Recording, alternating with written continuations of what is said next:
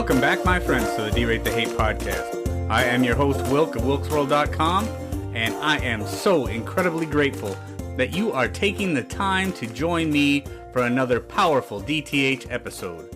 Friends, at the Derate the Hate podcast, it's all about bettering the world one attitude at a time. See, we did not create the hate, but with your help, we can derate the hate. That all starts with gratitude and personal accountability. We cannot control everything that happens to us in life, but we can control how we react to it. How we act, how we react, no matter what happens to us, how we react to it makes the difference. Friends, there is only one good thing about a bad attitude, and that is that we have the ability as individuals to change it. Here on the DTH podcast, we strive to bring you great guests and provide tools to do just that. Please be sure to share it with your friends. Subscribe if you haven't done so. Ratings and feedback are always greatly appreciated. And with that, let's get to this week's episode. Hello, friends. Wilk here. Just wishing you all a very happy holiday season as we roll into Christmas week. For all my Christian brothers and sisters out there, very Merry Christmas to you. Happy holidays to everybody else who, whatever it is you're celebrating, I hope it is a very grateful and festive time for you. I am still taking some time off, so again, my friend Julian Adorney is guest hosting. Now, this week is an incredible conversation.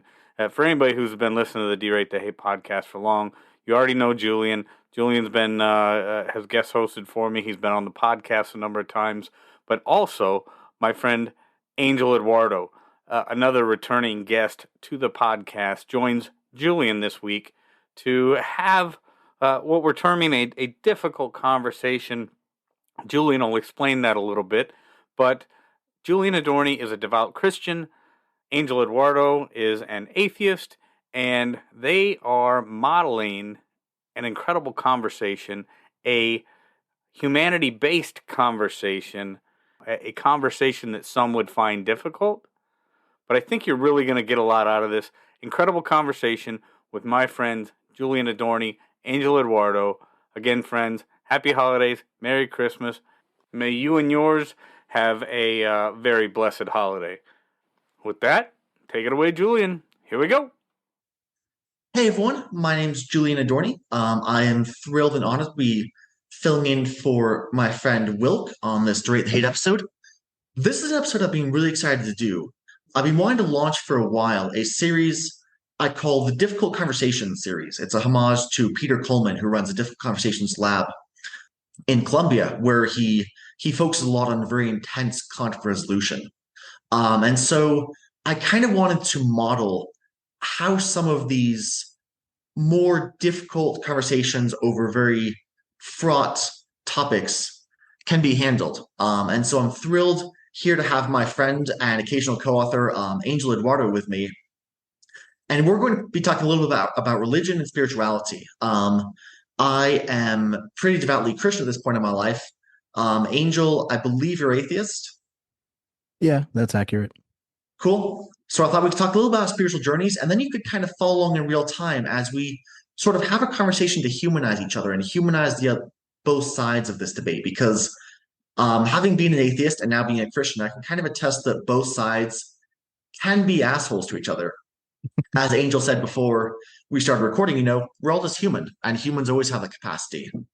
And so you'll get to kind of follow along in real time as we find areas of common ground, as we find areas of difference, as we find areas of I never thought of it that way. Or look, we still disagree, but I understand your perspective a lot better. I respect you more because of this. Mm-hmm.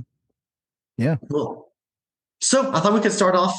I can just kind of quickly describe my own spiritual journey, and then you can kind of describe yours if that works, so we all kind of know where we're standing. Sure. Yeah. Go ahead. So I was actually raised pretty atheist. I went to a very New Age church, but didn't really take or anything, and so I was pretty strongly atheist until college. Mm-hmm. And then at that point, I had a lot of problems in my past, not tied to atheism, just tied to being human. I dealt with abuse in my past. I was a former addict for a while.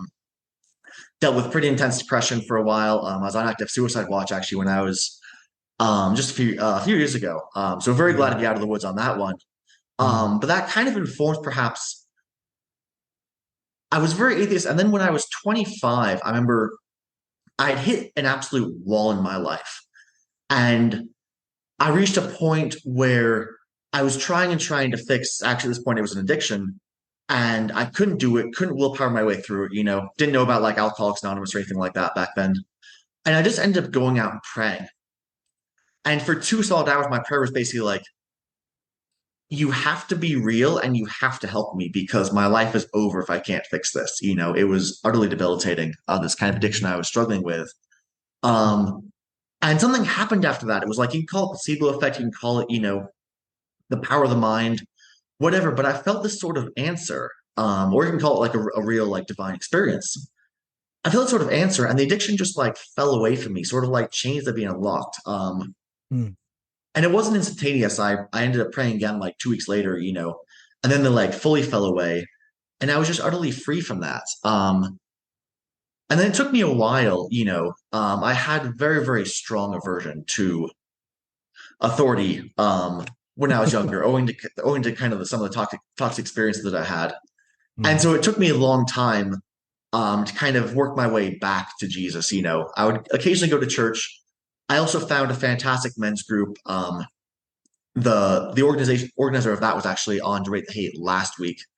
And that may be coming out soon.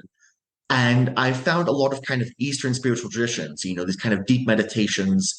I've started following Prem Rawat in India, Sadhguru, Eckhart Tolle, started learning about observing the ego. And that improved my life immensely. And so I have a lot of respect for Eastern spiritual traditions, and even people who wouldn't describe themselves as spiritual, but refer to like egoic death or observing the ego, things like that. But then over the course of COVID, I remember I prayed very strongly because I still had this sort of inchoate faith in God. And I prayed for something that was like mattered to me a lot, but was relatively small. And the answer I got back was like, it absolutely shattered the fear that I was living in. I'd been living a fairly small life to that point, and it shattered that fear. And I became like a genuinely like new person. And the fear occasionally came back in much smaller doses. But after that, I went from being terrified of dating to meeting this amazing woman who's now my fiance. We're getting married in December. I went to Nairobi. Years before that, I'd been terrified of like even going on big water slides. And now I was like, there are fist fights outside my front door, but I'm going to make friends anyway. We're going to go like hang out with people. And quit my cushy corporate job to become a professional author. And what I found in Christianity, I found two things. One, I did not find the thing that a lot of Christians have of like turn or burn, repent or be sent to hell. I can't stand that kind of thing for intellectual and deeply moral reasons. Yeah. But what I did find was a sense of peace and unconditional love and joy that I hadn't experienced either as an atheist or in my Eastern spiritual tradition. And that more than anything motivated me to go deeper. And occasionally to talk to other folks about my spirituality, not in the goal of converting them, but in the same way that I do if I find this great new workout routine or this new, diet where I'm like, I'm not saying this will work for you. I'm not saying you have to do this, but it's working really well for me. So take that for what it's worth. So that's kind of where I started and kind of where I ended up. So yeah, go for it. Well, congratulations on your upcoming nuptials, first of all. Thank you. And I mean, generally, my response is I'm very happy that things worked out for you. Like I'm glad you're still here. And whatever it is that happened, it's not my intention to start poking holes in things, but we could talk about it if you want to. But I'm glad that I'm glad you had the experiences that you had. And I'm glad you're here and you're a great guy. And nothing, I have nothing bad to say about you. So there's that aspect of things, which I think is important, that there's a live and let live sort of thing. It gets a little bit complicated, which I guess we could talk about too. But from my vantage point, or from my end, let's see, born and raised Catholic, or I guess not born Catholic. Nobody's born a religion. Not really, but I was raised Catholic in the kind of, in the way that a lot of Spanish speaking cultures, Catholicism is part of the culture. It's just ingrained in it. But we didn't do church every week or anything like that. I was luckily, at least from my perspective, luckily I was not one of those kids who went to church like twice a week or Yeah. even, sometimes every day. Like I know people like that. There are some in my family who are like that, or some in my family who literally would spend all day Sunday at Mhm. church, like, Oh, wow. from 9 a.m. till somewhere around 6 p.m. they'd be at church doing things. Wow. Uh, that I've experienced it a couple of times and it was pretty torturous for me. So I'm glad that, it was a 60-minute mass that I was subjected to every once in a while. Um, but, I went to Catholic school for a couple of years when I was little, first and second grade. And I was a believer, I believed in God. I believed the things that I was being told about Jesus and about the Bible and all these kinds of things, because these people know more than I do. I'm just a kid. What do I know? Right. So, I was told these stories. I was told these things. I saw, the iconography. I was explained all that stuff in Catholic school. But I had some of it is temperamental and some of it is intellectual. I had aversions to some of these things. But one memory that I have that I think is probably important to bring up here is that I would go to church with my mom, and it was this big church where I went to Catholic school as well in New York City.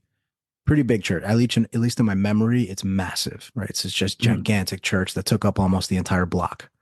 It's much smaller in reality, but yeah, that's how I remember it. And these high, beautiful cathedral ceilings and things. And there was a huge pipe organ, and they would play this music during mass. They would, this incredible just pipe organ shaking the walls, and this woman with her beautiful voice singing "Amen" and all these things, and it would make me cry. I would just cry every time. I would not knowing, not understanding what was going through my body.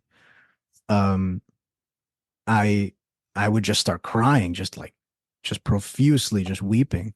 And I would turn to my mom, and I'm like 6 years old or 7 years old at the time. And I would turn to my mom and I would ask her, why am I crying? And her answer was, that's God talking to you. And so that had, I never forgot that. That had a very profound effect on me. Mhm. And so there was this deep, deep, deep desire to be a good Christian, to be a good Catholic, to follow the rules, to do the right thing, to make sure God likes me and is happy with what I'm doing, all that kind of stuff, right? Like Yeah. Santa Claus, but like times a million. Mhm. Like I want to be good because really, really important to be good. And these are the rules and I have to follow them. Um, so I had that aspect of my personality, but I also had the aspect of my personality where I'm like, I don't believe you. I don't trust you. You're just a guy and you're just wearing a fancy outfit, and like Yeah. I'm seeing things that don't make sense in your behavior. Like you're Mhm. supposed to be the guy. I don't Yeah. know. You know what I mean? Like I see you eating a sandwich and I'm just like, there's something about it that doesn't work in my head. I didn't like uniforms. I didn't like authority. I didn't like rules. I didn't like the, answers that couldn't be questioned, Mhm. that kind of thing. Yeah. Yeah. Another profound experience that I had at Catholic school, and I was just being a jerk, but it turns out to have kind of set something in my head, which is that I don't remember what the question was, but I asked a priest a question, why something about God. And he gave me a quick answer. And I said, well, why? And then he gave another answer. And then I said, why? And like, I'm just being a dick. Yeah. But as I was asking him this question, a friend of mine and I were doing it at the same time. We were saying, well, why? Mhm. And eventually he started like taking a step back, and we were out on the street in front of the school. And Mhm. and there was a point where eventually we had wide him all the way back to the curb. And if he took another step, he'd be in the street. And that's when he decided to just check out and ignore us. Wow. That's rude. Yeah, no, I mean, we were being Yeah. annoying. Yeah. So eventually he was like, Oh. okay, I get what you're doing. I'm just gonna ignore you now. So I Yeah. don't fault him for it. But in the, metaphorically speaking, it's funny that I had questioned the priest to the curb, Yeah. and that was Yeah. the end. So those are two kind of opposing memories that I have that kind of inform who I am and how I think about this stuff. Yeah. So the problem is that I would try really, really hard to follow the rules and to be good and to do the right things, but the rules didn't make sense. And I had questions, and then the questions the answers that I got to those questions were not good answers. Yeah. And I started to think, okay, well, you don't know what you're talking about. So I have to find the guy who really knows what he's talking about. And then I would find another guy and it would be the same thing, right? And Yeah. I just had this natural aversion. And then I also had this aversion to church where I'm sitting in church and I'm like, you're wasting my time. What is this? I would struggle to listen to the sermon and be like, who are you? What is the point of this? Like, I just couldn't get the answers to the questions that I needed to put me on the right path. Yeah. And that kind of opened the window for me to start asking even more questions and to realize that a lot of those questions are not allowed and a lot of those questions are scary for people. And you're kind of just not supposed to ask them. And Yeah. that made me really frustrated. I would take catechism class, and I would, just I would be like the bane of my teacher's existence because but I'm sincerely asking because I really believe and I really want to do the right thing and I really want to know Yeah. why can't anybody answer these questions? What is going on? Yeah. And so then to cut it short, um, then it just became this slow process of, okay, well, you know what? Maybe it's just this particular church, or maybe it's just this particular religion, or maybe it's just religion in general. Like I still believe in God, but these religions have got it all wrong. They're kind of, picking and choosing, and it doesn't make sense. And then you start looking into like how the Bible was compiled, and you realize, okay, well, it's definitely not the word of God. So Yeah. it's just a bunch of dudes compiling stuff. But then the stuff contradicts itself and doesn't make any sense. So maybe there's a better way. And then eventually I'm like, all right, well, what am I left with here? And it's just, I have a vague notion of some superior being that I know nothing about and I can't prove the existence of. And I had to just resolve to just say, well, I actually have no idea. Yeah. And that's what I meant when you asked, I'm an atheist. Like it's accurate because atheist just means you do not believe in a God. Mhm. And yeah, I don't actively believe in a God. I don't know if there is one. So there's agnosticism as well, but those two things refer to different questions. One is belief, and the other is knowledge. I don't know, and I also Yeah. don't believe because I have no reason to. So that's where I'm at. That makes and sense. and I went through, I wouldn't call it an angry atheist phase, but I went through a phase of like, guys, this doesn't make any sense. This is not true. Like we need to figure Mhm. out the truth here, and we need to stop people from duping other people into believing things that don't make any sense, like, and I still Yeah. feel that way. And my general thing is that, religion in 2023 is kind of like running Windows 95 on your 2023 MacBook. You could do Yeah. it. It works. There's some good stuff about Windows 95, but Mhm. there are better operating systems you could come up with. Like Yeah. they don't have so many bugs and things that, we've improved upon since then. So yeah, sorry, that was long-winded, but No, that's fantastic. yeah. So one follow-up question, because you've described I think the concept of martial arts, like the concept of like ego death, right? Yeah. Hmm. And then you've talked about like finding the numinous in, nature or art or things like that. Hmm. Do you have, and by spiritual, I don't mean religious, I just mean a sense of like a connection. Hmm. Do you have like a spiritual practice, or do you fall into any Eastern traditions or anything like that, or is it very much like materialist? I wouldn't say it's materialist, but I don't fall into any kind of neat category. That's a trend with me. I just don't. Every Yeah. time I find myself in some cohort, all I see are the ways in which I don't belong there. Mhm. Um, so I wouldn't say, Buddhism or anything like that. I Yeah. kind of see it as, I'm like a nomad. I forage and I find good stuff and I consume those good resources and then I move on to the next thing. And I don't Yeah. set up camp anywhere because what I'm doing is depriving myself of all the resources everywhere else. So Buddhism is great. I pull a lot of wisdom from that. Christianity is great in Yeah. that sense as well. Even Islam, there are things that I can pull from all those things that are beautiful bits of wisdom that come from human beings and they, Yeah. enrich your life and everything like that. But in terms of a connection to things, I think that's why I brought up the music example Mhm. earlier. I realized, of course, that's what my mom would tell me because that's the best explanation she could come up with at the time. But what after thinking about it for many, many years, like, 30 years at this point, what I was feeling was the rumble of the pipe organ in my body Mhm. and the feeling that music and just that creative act can have on me and on other people, on top of the incredible amount of devotion and Yeah. feeling that someone who is a devout believer singing amen or hallelujah or something can infuse into all that stuff, right? I was feeling those things. So what I was feeling was something profoundly human, Yeah. but but connected to this idea of something bigger than you. And Yeah. I feel like I don't have a spiritual practice. I meditate, um, and I try to be mindful and I try to do those kinds of things. And for me, the creative process is a lot like meditation. It's a lot Mhm. like that place, especially when you're really getting things going. Yeah. Um, but I feel the connection to something greater than myself literally every day, every moment of every day. Anytime I interact with anybody, I'm feeling that connection because, fundamentally speaking, we're all products of this same burst of energy that happened billions of years Yeah. ago. And, we're all made of the same atoms. The computers that we're talking through are made of the same atoms as we are, and they were all born in a star billions of years ago.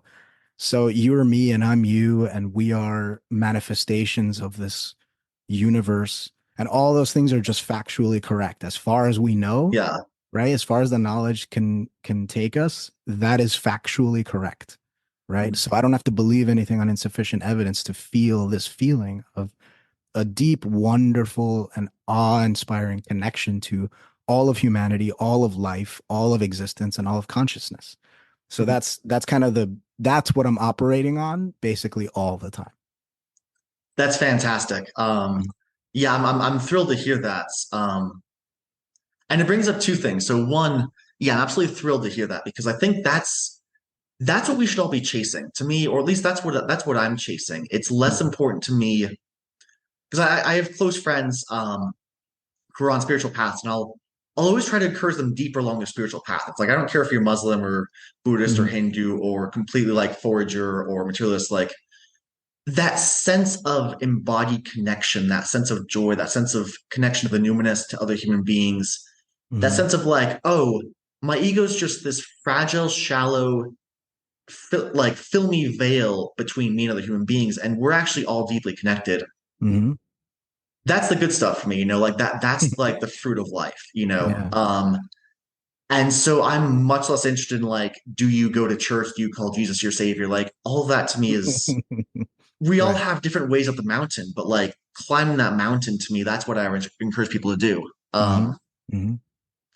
The second thing that comes up is because you mentioned like you had the experience when you're talking to the Catholic, were they priests? Mhm. Yeah, of like asking why, and eventually they just kind of got offended and like left. And for Yeah, me, yeah. I yeah, have to defend them because I was being annoying on yeah, purpose. this is fair. This is fair. But also, I mean, as Christians, we're sort of called to like deal with annoying people. Um, Sure. Yeah. but yes, I understand it's a very human impulse, and I've seen that before. Mhm. To me, I always my religion emerged as a sort of scaffolding around my spirituality, if that makes sense. So it's like I had these embodied Yeah. experiences of God, and again, you can. It's one of those things like I can never prove, like we can never like get in each other's head. So I can't be like, no, this was like absolutely God, right? Like Steven Pinker might come back and say that was your brain firing in a weird way, and cool, maybe he's right. Yeah. Yeah. But I had these embodied experiences, and I decided to like trust them, and they were so joyous to me that I started pursuing them. And Mhm. then the religion sort of emerged out of that. I Mhm. felt called towards Christianity, so I started going that direction. But there's still times like I have no idea about many of the questions in the universe, and some of it's just that like I'm less interested in asking those questions than I am in like practical ways to live my life. Yeah.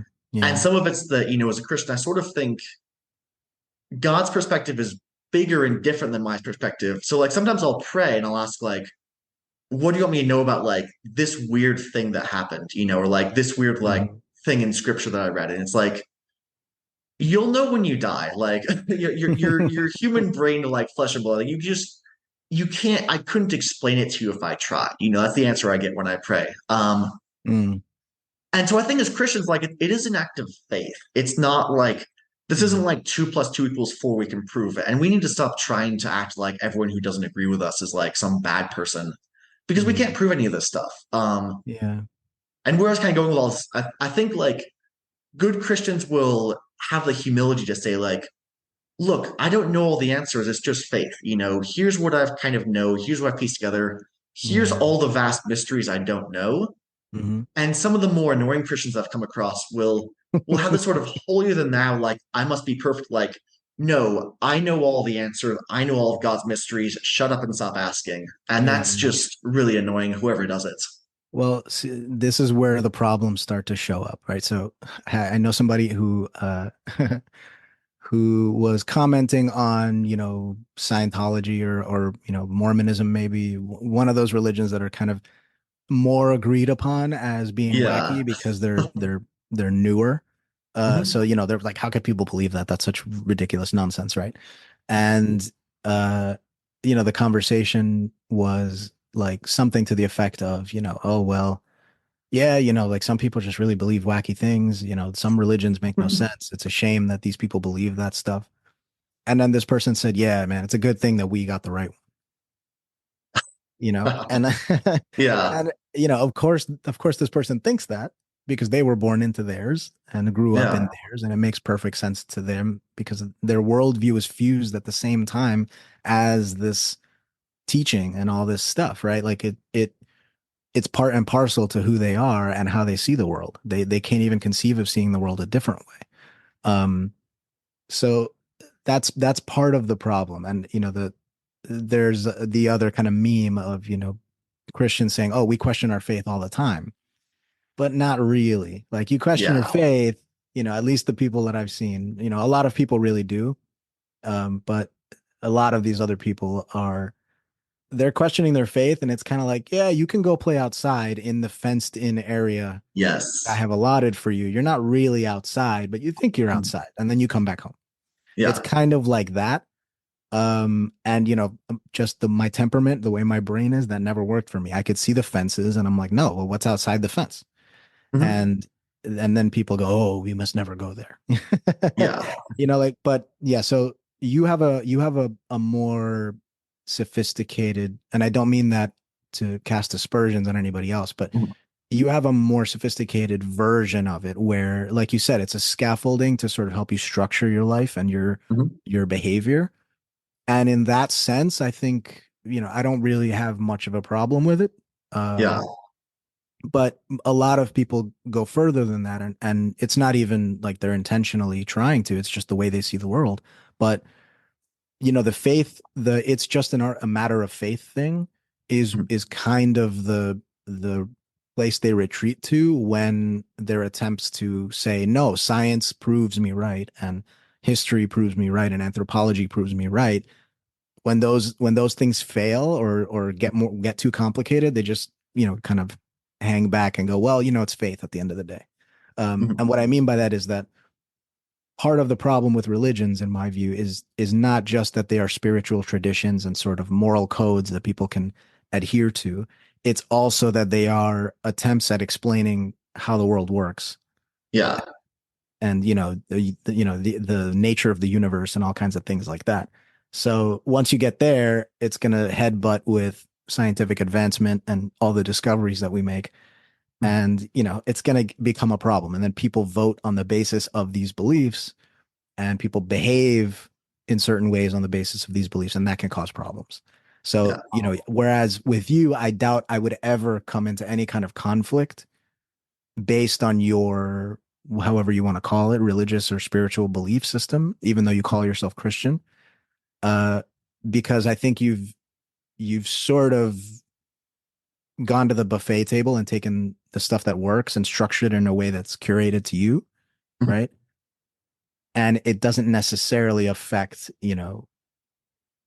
how you treat other people, or in that kind of way where it's like, no, well, if this person doesn't agree with me on this very fundamental foundational thing, we have a Yeah. problem. Mhm. So that's kind of the issue. There is the difference between those two different groups. That makes sense. And he said something really interesting of like, it doesn't affect how I treat other people. And in one sense that's completely true, in another sense it's completely false. And I'll That's sort yeah, of try yeah. and I see that. oh Yeah. yeah, but Hmm. I'll try and articulate that with a story because I think that this is something that a lot of Christians get hung up on, Hmm. um, and cause a lot of friction between like it caused a lot of the frustration that, and kind of anger that Christians feel, and the frustration that like non-Christians feel towards us, right? So this guy who I really admire, and I've talked about him on podcasts with you before, Jamie Winship. Hmm. He has gone. I mean, he has literally loved terrorists into putting down their guns. He Hmm. goes into the Islamic militant camps. There's this famous story that he tells of like, and this is one of hundreds of stories, but it stuck with me, where he was going into this city. He's a white Christian dude, so he sticks out like a sore thumb in all these like Middle Eastern Hmm. Muslim countries. And he's a professor of theology or like whatever it is at the local university. So he's pretty open about his faith. And he's pretty open that like, oh, it's my job to like help these terrorist leaders not stop being Muslim, like please be Muslim, but stop being militants and put down the guns. Hmm. Hmm. And so this militant leader pulls up to him, and there's a long story here, but he basically says, "I'm going to kill you. Me and my two goons are going to kill you. What are you going to do about it?" Hoping that Jamie will like cry or get mad or whatever. And Jamie looks at him and says, "I'm not afraid, and I still want to be your friend." Yeah. And that changed the whole conversation. Hmm. And then shortly after they all grabbed dinner together, the Muslims like found Jesus, which is Jamie's whole point. They stayed Muslim, which is actually a thing not a lot of folks realize that like you don't have to be Christian to like Hmm. to find these divine experiences, and the Christians I admire like accept that. But one of the things Jamie did early in his career, he had a long time getting to this road. And initially he was taught, because he went to theology school, he was taught what he calls like attack and extract. And this is a very common thing that Christians are taught. I'm going to go in. I think your faith is wrong. I think it's bad for you. Like, fine, good intentions. I'm going to attack your faith, attack your holy book. And then I'm going to, like, once you weaken, I'm going to extract you into the quote unquote good camp. Hmm. And so he would walk into these Muslim countries like early in his career before he figured out how to actually do it, like how to like actually love your neighbor. He would go into these Muslim countries and he would just give lectures on how the Quran is bad and it's corrupt and it's evil and it's not a source, it's not canonical, and like Islam Hmm. is, and he was an asshole, like by his own admission. Um, and Yeah. and then eventually he was on trial for defacing the Quran. Something we Yeah. don't It's know. gonna happen. Yeah, yeah. Luckily, we don't have to deal with that in the U.S. And you Yeah. and I are both free speech absolutists in that respect. Yeah. But in this country, it did happen. And he just felt this intense shame. He was like, this isn't like the bad guys won. Like, I was being a dick. I broke their laws. They're just enforcing their laws on the books. And then he prayed over it and he felt this sincere repentance of like, God, I feel like I've done something really wrong here. Like, will you help me do better? And then all these stories started coming to him of like, he was like, and he realized like, Jesus never like yelled at anyone to make them change their minds. Paul never went in and just like told everyone, your faith's stupid and you should feel bad. Like the old Zoidberg quote, like, your faith's bad and you should feel bad. Like that wasn't Paul's marketing strategy. Right. And he came away thinking like that Matthew 5:44, like love your enemies and pray for those who persecute you, was like the foundation. Mm. And so yes, in one sense, like my faith completely does not affect how I talk to people because I don't do that whole like attack and extract that so many of us are taught and Right. that makes Right. some of us so obnoxious. Mm-hmm. And in another sense, my faith completely affects how I talk. For the same reason that it now affects how Jamie talks, where it's like, you're a child of God. How could I not love you? I may think you're not living life the right way. I mean, I've had alcoholic friends, and it's like I genuinely try to love them out of being alcoholic.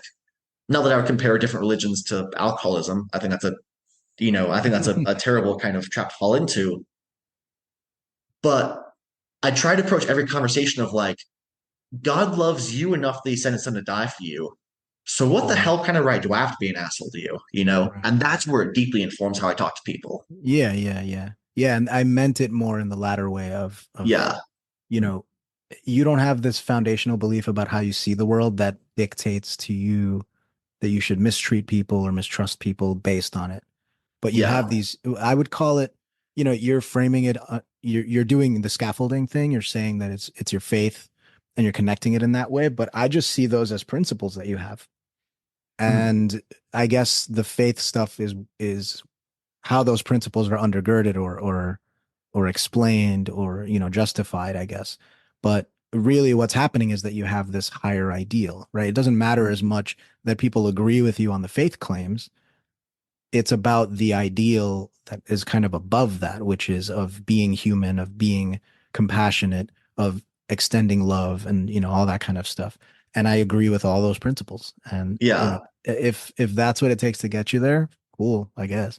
We can argue about it because it's like there are probably important reasons why we should try to determine whether or not the thing that caused you to have this epiphany when Yeah. you had it and when you were praying, whether it was this infinite creator being Mhm. or if it was really just you kind of Yeah. talking to yourself and giving yourself the insight that you need. I think that's a worthwhile conversation to have because it has implications, right? You Yeah. would think differently about yourself and who you are if you believed one of those things versus the other. But those are difficult conversations to have, and there are a lot of things tied to those faith claims. There are, a lot of reasons people believe things. So you have to be careful not to be a jerk, like you're saying. Yeah. Like, and the reason why it's possible to love someone out of militant, religious belief, like this guy did, is because that's not, their religion is not the only reason they're doing what they're doing. Mhm. There are deeply human reasons why they're also doing it. They're lonely, they're afraid, they're angry, they're Yeah. disenfranchised, they're bored, like whatever it is, right? Like they want a community, they want to feel like they belong to something, they want a higher purpose. All those things are on offer by many of these religious, uh, you know, yeah, these religions, but in my view, there are better ways to achieve those things. And I think what happened there in those interactions is that this person found someone who was extending those things without requiring any of the other stuff. And Yeah. so, it's a path of least resistance sort of thing. It was like, look, I love you anyway. And I'm always going to, about this from our civility stuff, the way we engage with people. It's very Yeah. disarming when you just say, no, like, I don't agree with you, but I don't think you're a crazy person. I don't think you're an evil person. And I'm still going to extend to you all the dignity and respect that you deserve as a human being. Mhm. That's very disarming. People don't Yeah. expect that because they're so used to hearing, you're wrong, you're evil, I need to destroy you. Yeah. So that's the foundational basis, I think, and um yeah, I mean it's tricky because my scientific brain comes on and I'm like, yeah, but you're founding these things on unsupported claims, and those are probably going to come Mhm. back to bite us at some point. So I have this urge to get into it, Mhm. and I'm happy to do it, but it's not my intention to, you know, wreck people's lives or make them feel bad or anything like, you know what I mean? Yeah. Like Ayan is a good example. Ayan Hirsi Ali, who recently put out that op-ed Yeah. explaining And unheard, right? why she's Yeah. now a Christian. And she's a Christian in the sense that, well, I actually don't even know. But, there's a sense in which, I'm like, well, I'm happy she's happy. Yeah. She's gone through, I can't even imagine how insane and difficult her life has been for the last Mhm. 20, 30 years or more. So I don't begrudge her the desire to finally feel peace and solace, and if that gives it to her, I'm happy for her. Yeah. However, she's still a very, very smart person, and I think she instinctively knew that she had to come up with some kind of argument for Mhm. why what she's doing is a rational thing to do. And I think all those reasons are bad and they don't make sense, so I can Yeah. operate on both those levels, you know. Yeah, that makes sense. And yeah, reading her article, it was very funny because it was like Christianity is a practical way to save the West. And I was like, Right. that's not why I'm Christian. That's a very Yeah, yeah. intellectual thing. Yeah, Um, it's a very, I mean, it's funny because it's meant to be practical, but it seems Yeah. totally impractical. It's like I'm gonna upload all these beliefs and behaviors Yeah. and like it's just yeah. So that could be a whole other conversation, but you know, So you it's said two things that I found completely fascinating. I wanted to highlight them because mm, I think you said a lot of great things, but like these two struck me as like so exactly right that I wanted to like highlight them. mm, One is that, yeah, you pointed out the values that I have of like compassion for people, like universalism, a sort of like grounding in love, and you have those same values. And it's one thing that I think we forget is that our values don't spring from our religion or lack thereof. A lot of Christians think that atheists must not have these values. yeah, I get that a lot. And yeah, which I find, I'm sorry, like that's really shitty. It's an Because the truth understandable is, premise from where they're coming from, you know. yeah, but it's sort of like it's a very flawed premise because Hmm. we can find these values through lots of different ways. I find them through prayer. Other people in other faiths find them through connection to the numinous or prayer or whatever it is. As a forager, you may come to this through that connection to other human beings. But you can also get there, and Krishnamurti, I think, was like the example of this. Like he reasoned his way into enlightenment. I have no idea how. I do not have any desire to like. Do you know who he is? Like, did you No, ever follow him? no. You might like him actually. Well, what do you mean by enlightenment? It's hard to say because his writing's really dense and I'm just getting into it. Oh, But okay. he was like a spiritual teacher, and so he found this like intense inner peace and this intense like joy and connection to the world, Uh-huh. this feeling of connection to the numinous. Through But he reasoning. got there like just through pure reason. Interesting. Yeah, I think you would actually like him a lot. Yeah. I'm still Because a little bit like short of like how to decode him, but I'm working on it. I would say that that's kind of what I did, but Yeah. it's hard to tell if I'm kind of rationalizing it backwards or not because it's all Mhm. happening in the same place. You know what I mean? Yeah, yeah, You feel a thing and you go, "What is this thing?" And I think this is what religions really are, yeah. and this is why I think people put the cart before the horse in a Mhm. lot of ways. Like you're saying that the morality comes from the religion, but like it can't, it couldn't Yeah. possibly because because we feel the feelings first. Like we're pro-social, Mhm. and the only reason we got to the point in our evolution where we could come up with religions Mhm. is because we communicated and cooperated in a, a pro-social enough way to survive long enough to reach that point. You know what I'm saying? So like Yeah, there has to be some kind of innate sense of how best to work with each other and live with each other. Like yeah, there must have been a rule of like, hey, when I turn around, don't bash me on the head with a stone, and I won't do the yeah. same to you, right? I won't do it to you, and then we'll both not have to worry about that. That's as basic and fundamental as it gets with respect to like what morality is, right? Yeah. Like it's morality is a strategy for flourishing. That's really what it is. There are multiple strategies, but that's basically the point of it. The point of it is let's live better, right? Yeah. Whatever that means, can change, but when you boiled it down, it's like, all right, please don't kill me. I won't kill you.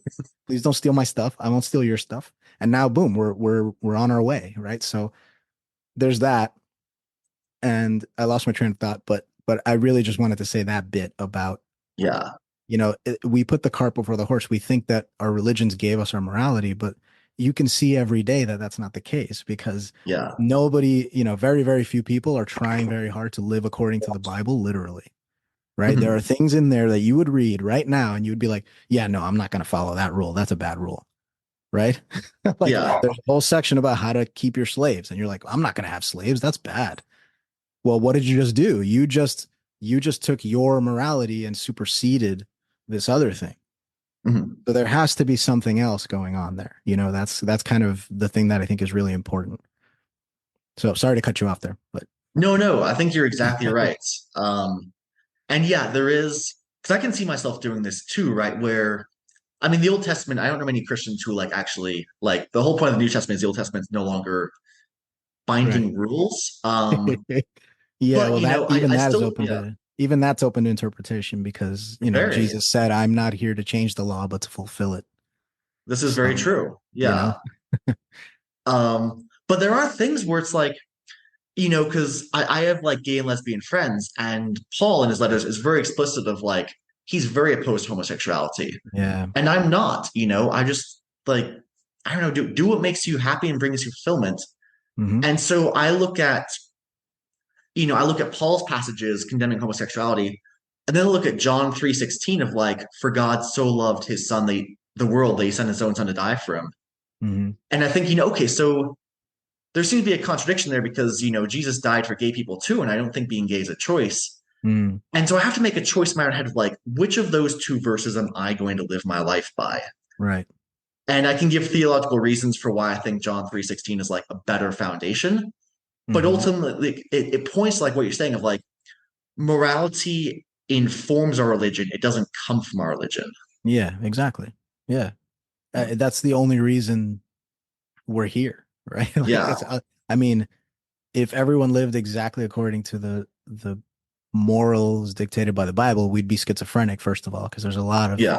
self-contradiction. But it's exactly what you're saying, right? So you have these two verses. What do you do? Like, how do you weight one over the other? You have to figure out some way. Yeah. But even the fact that it's posed to you as a problem Mhm. shows that the morality is coming from somewhere else. Exactly. Yeah. Right? Like your reasoning and trying to figure out how to square these two things.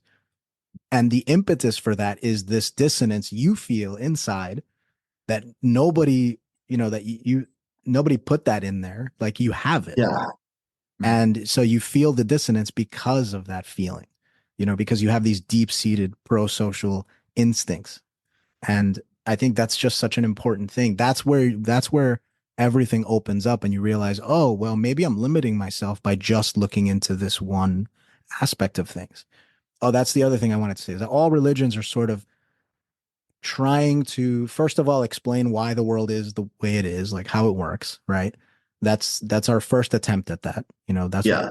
these things are. But they're also attempts at there are attempts also at, creating moral codes that are, you know, good strategies for flourishing, right? Mhm. And then the last thing they're trying to do is find some way of codifying and connecting to that feeling that we all have where, hundreds of thousands of years ago, maybe millions of years ago, you have the first humans looking up into the sky and just going, whoa, like, and just feeling Yeah. this intense feeling of like, this is infinite. That Mhm. feeling is what all those religions are trying to tap into. And I feel like all of them are kind of like maybe they get like a finger on it.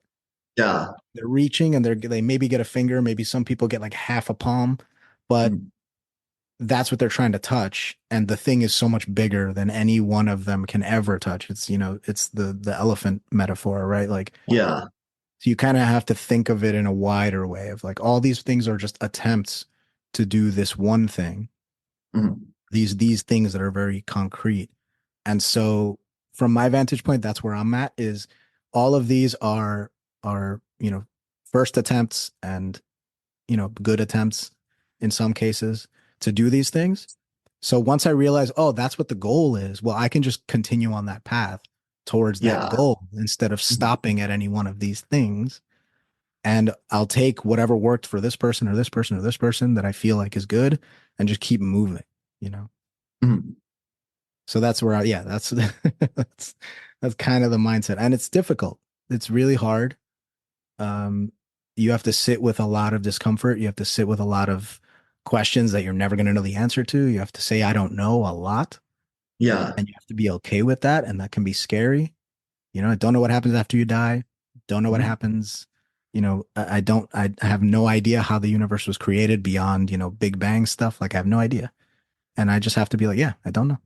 Yeah. Like that's scary for people. I understand why. So I understand why people are like, I would rather just be told the answers, Yeah. like, and people have literally said that to me. So I'm not straw manning. Like people have literally said, look, That's I really like interesting. I like having the answers. I like knowing this. I like living my life this way. So I don't Mhm. want to hear these questions. I don't want to deal with those questions. People have literally said that to me. So yeah. So That's it's not really that interesting. yeah. And yeah, you can sort of like, you can take that in two directions, right? Like, one is that Mhm. we all have different personalities as humans. And so you and I are alike in that neither of us like authority. I mean, there's a reason that I freelance as an author rather than working for a company, you know. Yeah. And we're both very wired for questioning, and we have a high level of tolerance for uncertainty. Yeah. Um, and I think so for me, it's like I don't know all the answers. I don't pretend to know the answers. I don't know what happens when I die. I have hypotheses. Hmm. Um, but I have no idea about so much of this stuff. Is heaven and hell, are they real, or are they did we just like invent that thing in the third century because the Catholic Church wanted something concrete? Yeah. I have no idea. And I'm very sanguine about that. It's like I don't need to know. I like the uncertainty. But then you kind of some of the people who are just temporarily wired differently, and they have a strong aversion to authority, or I'm sorry, strong aversion to uncertainty, and a strong they thrive under authority. And there's absolutely nothing morally wrong with that. It takes all kinds to make a world. I Hmm. mean, those folks do much better making and building and leading and following in big companies than like you or I ever would. And we need people like that. Yeah. Um, and so maybe it just comes down to like, I don't, so that's one possibility is like, it just comes down to like, well, my life's better if I don't worry about this stuff. And hey, that's Mhm. cool. Yeah. But there's also a thing I'm reminded of I think that when we try to shut off questioning lines, it's usually out of insecurity. Hmm. I've seen that in my own life where if someone pokes me and I'm rock solid, I'm bulletproof, it's like, okay, it's because I know this is what I'm supposed to be doing. If someone pokes me, I'm like, dude, stop poking me. It's like, Hmm. okay, there's some sort of insecurity inside of me. There's some sort of egoic attachment or something like that I should be really Yeah. looking at. Yeah. Yeah. Yeah. But I think there's another thing too, where, when I was working these things out, I would be seeking out these conversations, right? So when Mhm. somebody was a hardcore believer, I would start questioning. I would start being like, all right, well, what about this? And what about this? And Yeah. my motive wasn't to shame them or embarrass them Yeah. or convert them even necessarily. It was really like, okay, do you have the answer to these questions? Because Yeah. this is my problem, right? And eventually I started to get not bitter, but I started to like realize, okay, I'm always hearing the same arguments. I'm always hearing the same things. But one thing that I noticed is that it's tied to so much other stuff, right? Like Yeah. when I'm questioning someone's religion, their religious belief, I'm not just questioning that. I'm also questioning their grandmother, Yeah. everything their grandmother told them ever since they were little babies. Yes. And I'm basically saying your grandma didn't know anything and she bullshitted you your entire life. Like that's how they're hearing it. And Yeah. that's going to immediately, like, they're going to pick up their swords because who's not going to defend their grandma, right? Yeah. So I noticed that as well. And I had to be like, look, I'm not trying to upset you. And I'm really just asking questions. And I hate that that phrase is a problem now. Yeah. That's I really am just trying to figure out why this doesn't make any sense to me. yeah. And I'm sure I could have articulated it better. And I'm sure, I picked the wrong moments and things. But a lot of it is also just all those things that it's tied to because it's Mhm. infused in the culture and it's infused in the sense of self. Yeah. Which is why another thing that I preach all the time is that you and your ideas are not the same. You have to have a self that is apart from the things you believe, because then Mhm. if you change that belief, are you erasing who you are?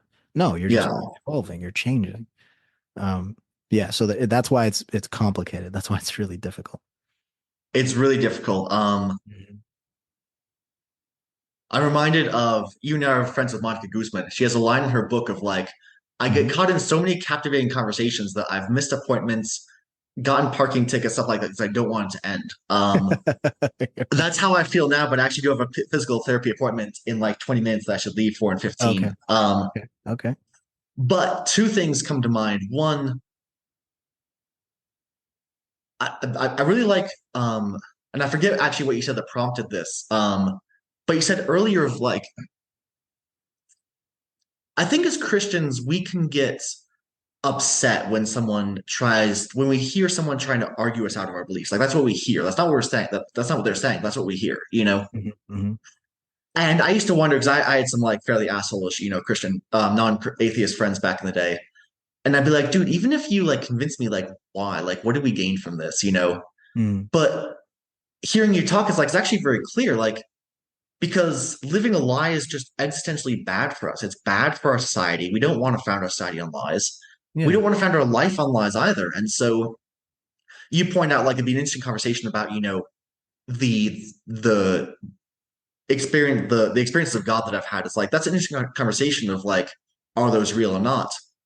And that's an essential conversation. You Hmm. know, either between us as friends or like between society, right? Because if I'm living a lie, I don't want to live a lie. That's an awful way to live. And so Hmm. if you're right, obviously if my sense of God is correct, then it's like I should be able to stand up to some questions.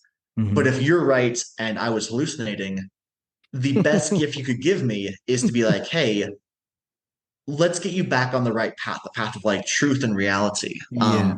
Yeah. Well, I would Yeah, clarify that your experience was real. You really had it. yeah, It's mm, what your explanation for the experience yeah, is. That's the question, right? And your hypothesis is that it was God. And my hypothesis would be, well, the more likely thing is that it was something internal, like some internal monologue or some, unconscious thing that popped up for you there. And those would be the competing hypotheses. And we would have to yeah. then think about like, all right, well, which one is more substantiated based on what we know about how the world works, right? That Um, could be a fascinating follow-up conversation. I would actually yeah, really enjoy that. yeah, but it's not, you're not delusional. It's Yeah, not like you didn't feel what you felt and you didn't think what you think and it didn't have the effect that it had. Of course it did. It's yeah, about where that comes from, right? Like it's kind of like, when people have the near death experience and they see the light at the end of the tunnel, hmm, you interpret that as, oh man, those are the heavenly gates opening up, right? And that it makes sense why that would be that. But then we've now inadvertently stumbled upon controlled experiments where, pilots are being tested with like gravity, like like extreme speeds or whatever, and their body actually goes into that exact same scenario, right? Where we know they're not going to die. They're not even remotely close to dying, oh, but they interesting. also see the white light.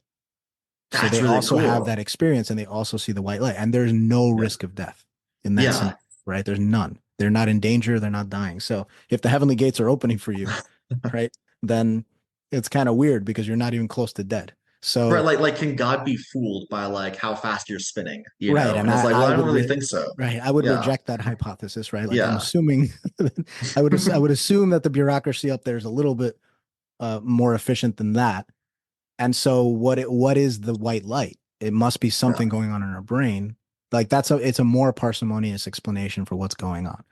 Yeah. And of course, people who have attachments to those beliefs for other reasons, right? Like the butterfly that landed on my shoulder, that's my mom, Hmm. and I need to believe that because it makes me feel better about having lost my mom. All that kind of stuff. You have to recognize that because it's going to be a stumbling block in these conversations. So you have to tread carefully because it's a lot for people. It's connected to a lot of things. We do. And we have to tread carefully on the other side too. I think something that Christians forget is that the church has done a lot of damage to a lot of people. And I don't know if that was like your experience with the priests, but like No, I have a no, lot of no, yeah, no, okay, no, no, no. Never, I never. Yeah, and it's cool, nothing but good things from all the clergy that I've I've ever been cool. involved We're glad to hear it. Just as your friend, that's glad to hear.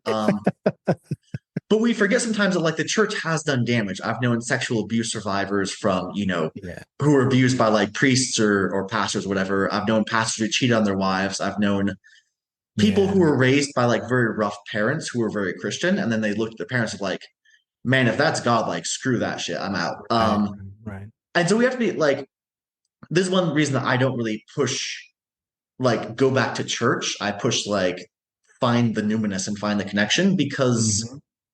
for someone who's like being traumatized by the church, being like, oh, you should just go back there. It's like that's a very unhelpful message. You got to meet Yeah, people where and they are. yeah, right, right. And but also it's about the thing, like what's the point of the church, right? The church Mhm. is a means to an end, not an end in itself.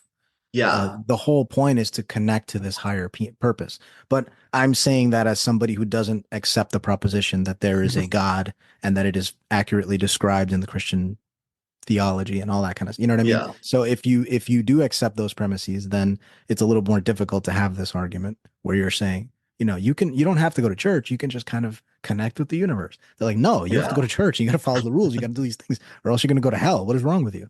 Yeah. And that's why I think proselytizing is a moral act Mhm. And even though, of course it's kind of annoying when people knock on your front door on Saturday or whatever, if they didn't do it, they would be acting immorally because, like you said, if Yeah. they believe that you're living a lie, it's a Mhm. moral duty for them to try to convince you that you need to change your ways. Yeah. Um, Atheism is slightly different because it's not a belief. It's not a belief system. It has no doctrine. There's nothing that is required for you to be an atheist except that you don't believe in something. There's just, Yeah. that you don't believe in one very specific thing. So you just reject one premise and you are an atheist, but everything else is on the table. There are people who believe in astrology, but they're atheists. Yeah. Yeah. So it's not this idea of like, no, we are scientific and rational people. No, you're not. Like you just don't believe in God, and that makes you an atheist, and that's it. Mhm. So there's a problem of people thinking that atheism is a belief system and kind of comparing it to Christianity. Well, in atheism, this is how you act and this is what you do, and that Oh, doesn't work gotcha. Yeah. because there is no how you're supposed to act according to atheism. There's Mhm. none of that. Um, so yeah, that's another problem. But Yeah. I think overall, as we wrap this up, I think overall the real thing is recognizing that what really matters is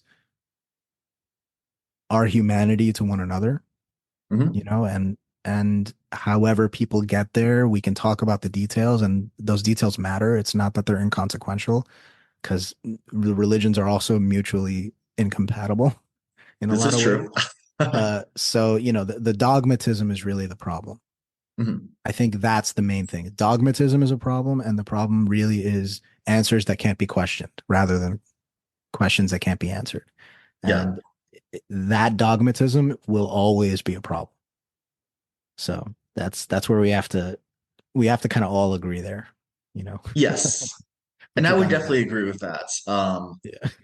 And I think that's a great place to end, because yeah, I think we do Mhm. agree. Like answers that can't be questioned are a problem. And ultimately, dogma is, I think you're right. It's just us as humans trying to make sense of something that, call it the creation of the stars or the numinous or God, whatever, but like it defies our human understanding. And so we try and create these rules around it Mhm. that really limits, they can elucidate if they're really well drawn, but they can also deeply limit us. Right. Yeah. Yeah. Um, Because that's what dogmatism is. It's saying, no, we're done. yeah, exactly. These are the answers, and that's it. And that never works because the universe doesn't work that way. We keep going no matter how still you want to be. Mhm. The world is spinning, the universe is spinning, everything's going. So we're gonna have to go with Yeah, I think that's a great place to end on our mutual rejection of dogma. it. Yeah, great. This has been a fantastic conversation. Thank you so much. Yeah, man. Thank you. Friends, if there's anything in this episode that provided exceptional value to you, please make sure to hit that share button. Share it with your friends, share it far and wide. And of course, if you haven't done so already, be sure to subscribe right from our website so you can get the Derate the Hate podcast sent to your email inbox every week. So this is Wilk wrapping up for the week saying get out there, be kind to one another, be grateful for everything that you've got, and remember it's up to you to make each and every day the day that you want it to be. If there is something that you would like to share with me, you can catch me on most social media platforms, or you can email me directly, wilk@wilksworld.com. With that, my friends, I am going to back on out of here, and we will catch you next week. Take care.